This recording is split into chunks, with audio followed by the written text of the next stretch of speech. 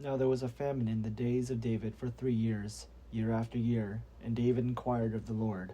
The Lord said, "There is a blood guilt on Saul and on his house, because he put the Gibeonites to death." So the king called the Gibeonites and spoke to them.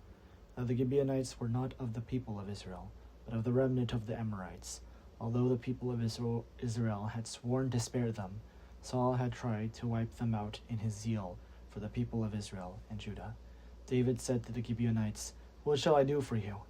How shall I make expiation that you may bless the heritage of the Lord?" The Gibeonites said to him, "It is not a matter of silver or gold between us and Saul or his house, neither is it for us to put anyone to death in Israel." He said, "What do you say that I should do for you?" They said to the king, "The man who consumed us and planned to destroy us, so that we should have no place in all the territory of Israel. Let 7 of his sons be handed over to us, and we will impale them before the Lord at Gibeon, on the mountain of the Lord." The king said, "I will hand them over." But the king spared Mephibosheth, the son of Saul's son Jonathan, because of the oath of the Lord that was between them, between David and Jonathan, son of Saul.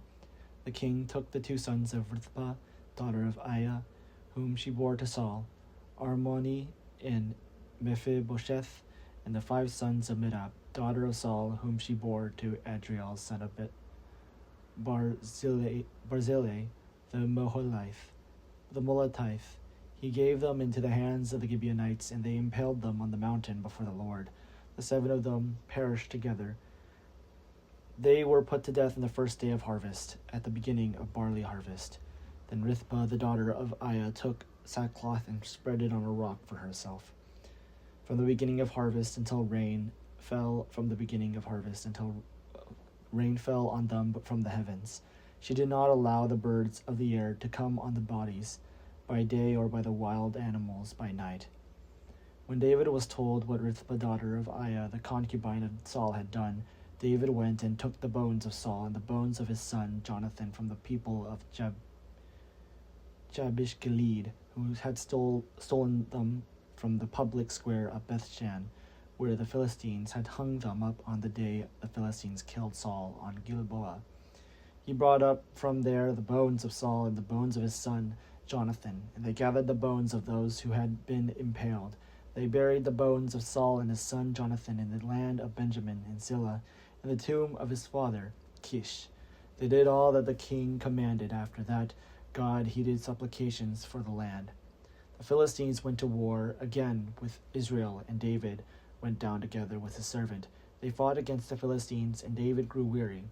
Ishbi-Benob, one of the descendants of the giants, whose spear weighed 300 shekels of bronze, and who was fitted out with the new weapons, and he would kill David.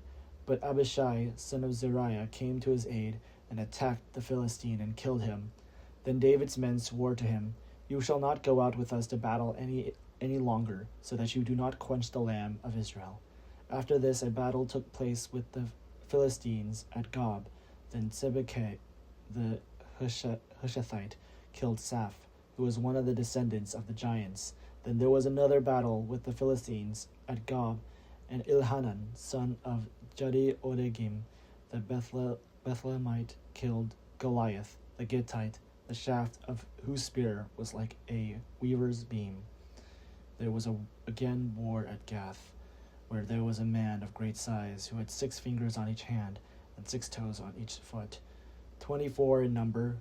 He too was descended from the giants. When he taunted Israel, Jonathan, son of David's brother, Shimei, killed him.